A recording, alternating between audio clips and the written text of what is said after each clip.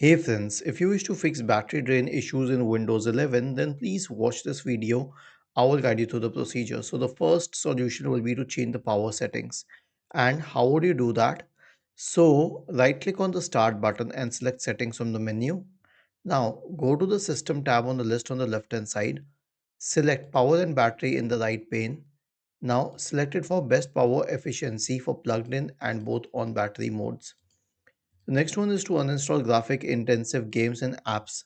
To uninstall any application, right click on the start button and select settings. Now go to the apps tab on the list on the left hand side and select installed apps. Okay, now select find any graphic intensive app. Click on the three dots associated with it and select uninstall. The next solution is to update Windows. Right click on the start button and select settings from the menu.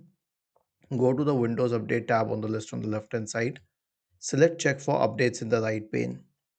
And the last solution is to use the dark theme.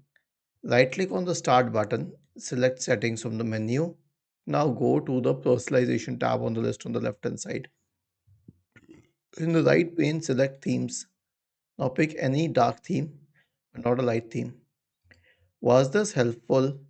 If yes, then please subscribe to the channel. And if not, then let us know in the comment section of the video on how we could help you further.